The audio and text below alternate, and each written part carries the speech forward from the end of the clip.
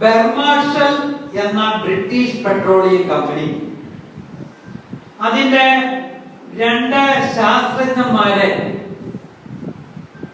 ഇന്ത്യയിലേക്ക് അയക്കുകയുണ്ടായി.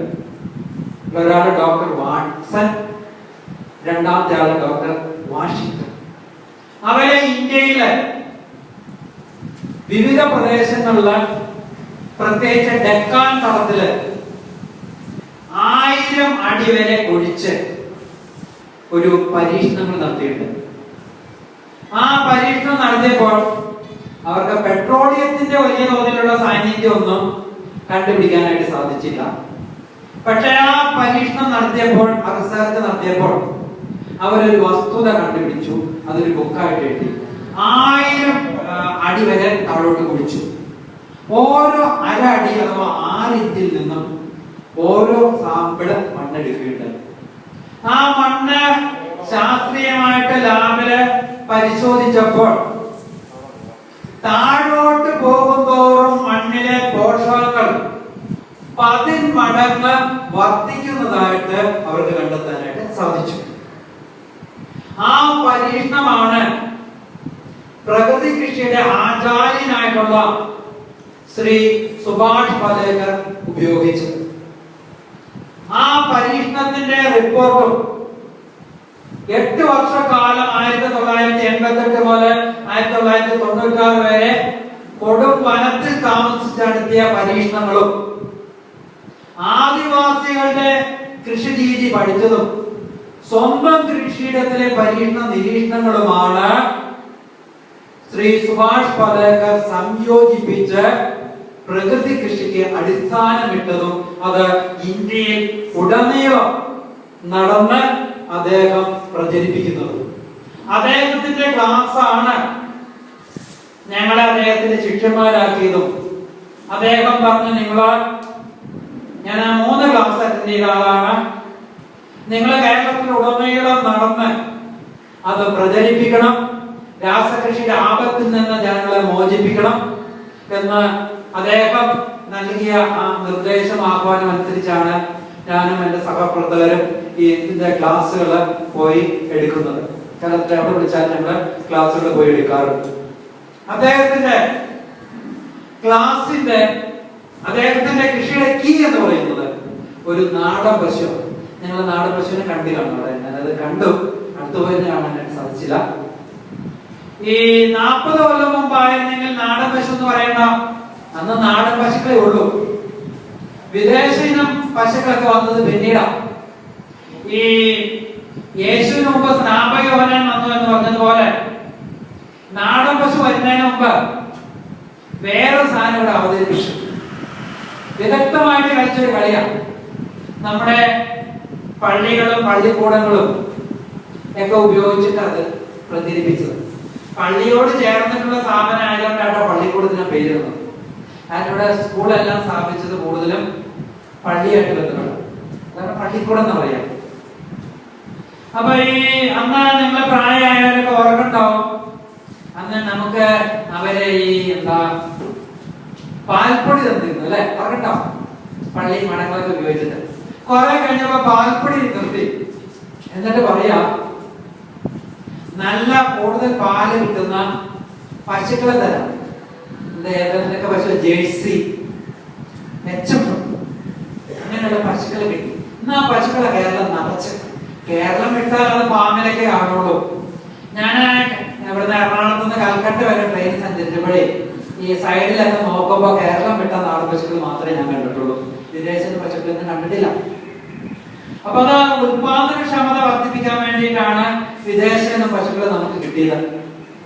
പക്ഷെ 20-30 ലിറ്റർ കിട്ടുന്ന പശുക്കളെ ഇന്ത്യയിൽ തന്നെ ഉണ്ട് കേട്ടോ, വടക്കേ ഇന്ത്യയിലുണ്ട്.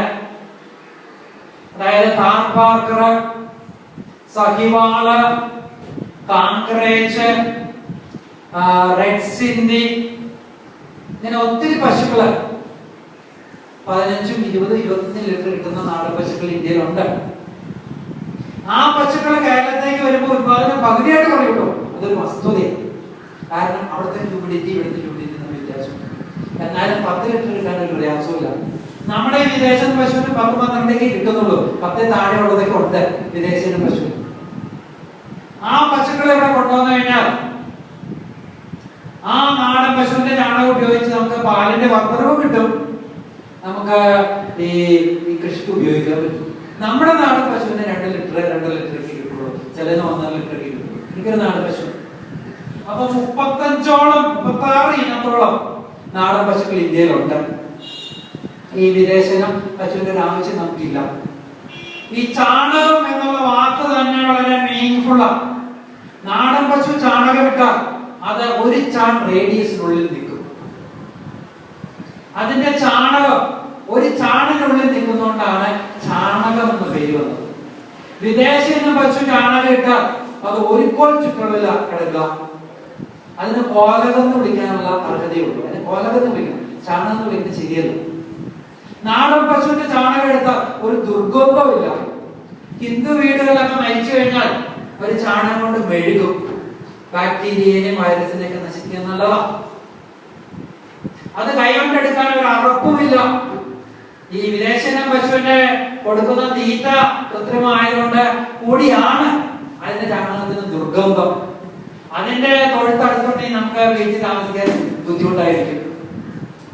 നാടൻ പശുവിന് ചില ലക്ഷണങ്ങളൊക്കെ ഉണ്ട്. അതിന്റെ പുറത്ത് ഒരു പൂഞ്ഞ ഉണ്ടാവും, പൂണാന്ന് ചില നാട്ടിൽ പറയും, ഹമ്പ്. അതിന്റെ തൊലി വളരെ സോഫ്റ്റ് ആയിരിക്കും, തൊലിയിൽ ചെറിയ ചെറിയ രോമങ്ങൾ ഉണ്ടാവും, നല്ല ചൂടിനെ സഹിക്കാനുള്ള കഴിവുണ്ടാവും, സിംഹത്തിന്റെ ഒരു ആകൃതി ആയിരിക്കും അതിന്. അപ്പൊ അങ്ങനെ ഒത്തിരി പ്രത്യേകതകളുണ്ട്. വിദേശ പശുവിന് ആ പ്രത്യേകതകളും ഒന്നുമില്ല. നാടൻ പശുവിനെ വളർത്തിയാൽ പോരാ, അതിന് പച്ചപ്പുല്ലും പച്ചവെള്ളം കൊടുക്കാവുള്ളൂ.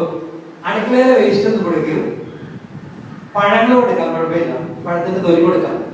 കഞ്ഞിവെള്ളം പോലും ഒഴിവാക്കണം, ഒഴിവാക്കണം. ചൂടാക്കിയ ആഹാരമാണ് ഈ പശുക്കൾക്ക് രോഗങ്ങൾ ഉണ്ടാക്കുന്നത്. പിണ്ണാക്ക് പോലും ഒഴിവാക്കാൻ അതിന്റെ ആവശ്യമില്ല. ഞാൻ പച്ചപ്പുല്ലും പച്ചവെള്ളം കൊടുക്കുള്ളൂ. നിങ്ങൾക്ക് വൈക്കോല് കൊടുക്കാം, അത് ഉണങ്ങിയ പുല്ല് മാത്രം. പക്ഷെ പച്ചപ്പുല്ലിനോടത്തോളം ക്വാളിറ്റി വൈക്കോലിനില്ല എന്നുള്ളത് തിരിച്ചറിയും. അപ്പൊ ഈ നാടൻ പശുവിന്റെ ചാണകത്തിന് ഈ ഒരു പ്രത്യേക കഴിവുണ്ട്. അതിലേക്ക് ഞാൻ പിന്നീട് വരാം. ഈ അടിമണ്ണില് ധാരാളമായിട്ടുള്ള പോഷകങ്ങള് മേൽമണ്ണിലേക്ക് കൊണ്ടുവരാൻ എന്താ മാർഗം എന്ന് ചിന്തിക്കട്ടെ. പ്രകൃതിദത്തമായ ചില മാർഗങ്ങളുണ്ട്.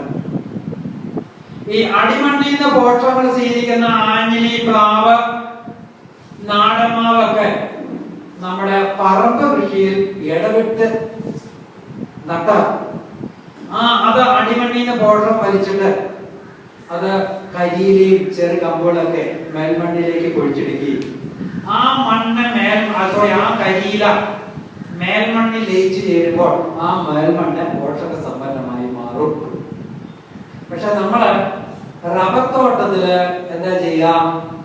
റബ്ബർ തോട്ടത്തിൽ വേറെ ഒരു വൃക്ഷവും വേണ്ട. പണ്ട് വില്ലാതെ അമേരിക്കൻ പ്രസിഡന്റിനെ കണ്ടിരിക്കുന്ന പോലെ നമ്മുടെ കൃഷിയിടത്തിൽ ഒരു കളയും വളർത്താന്ന് പറയും. അങ്ങനെ നമ്മൾ നശിപ്പിച്ചു കളയാം.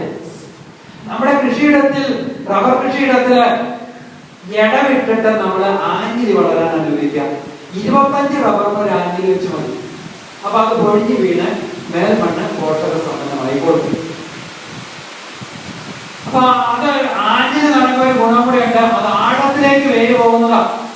അപ്പോ ഈ കാറ്റടിച്ച് റബ്ബർ മറിയുന്നത് ഒരു പരിധി വരെ ഒഴിവാക്കും. കാരണം മുകളിലേക്ക് പോകുന്ന ആഞ്ഞിലി അത് മറിയാറില്ല സാധാരണഗതിയില്. അവരോട് പറഞ്ഞിട്ടുണ്ട്, ഇത് കാറ്റിനെ തടഞ്ഞു നിർത്തി റബ്ബർ മറിയുന്നത്, കാറ്റിന്റെ ഫോഴ്സ് കുറച്ചിട്ട് റബ്ബർ മറിയുന്നത് കുറെ ഒഴിവാക്കാൻ സാധിക്കും. അങ്ങനെ ഒരു ഗുണം കൂടെ അഡീഷണൽ ആയിട്ട് ആഞ്ഞിലി റബ്ബർ തോട്ടത്തിൽ നിലനിർത്താൻ ഉണ്ടാകും. പക്ഷേ അത് റബ്ബറിന് അടിയിലേക്കുള്ള ആ കമ്പൊക്കെ നമ്മൾ കോതി നിർത്തണം. അതിൽ റബ്ബർ വളരാനുള്ള സാധ്യത കുറയും. റബ്ബറിന് സൂര്യപ്രകാശം നന്നായിട്ട് വേണം. ആ സൂര്യപ്രകാശത്തെ തടയുന്ന രീതിയിലുള്ള കമ്പൊക്കെ വെട്ടി നിർത്തിയിട്ട് അത് മുകളിലേക്ക് പോകാൻ അനുവദിക്കും. അപ്പൊ മുകളിൽ ചെന്നിട്ട് അത് കുട വിരിച്ചാൽ റബ്ബറിനൊരു ബുദ്ധിമുട്ടുമില്ലാതെ ആവശ്യത്തിന് വേര് കിട്ടുള്ളൂ.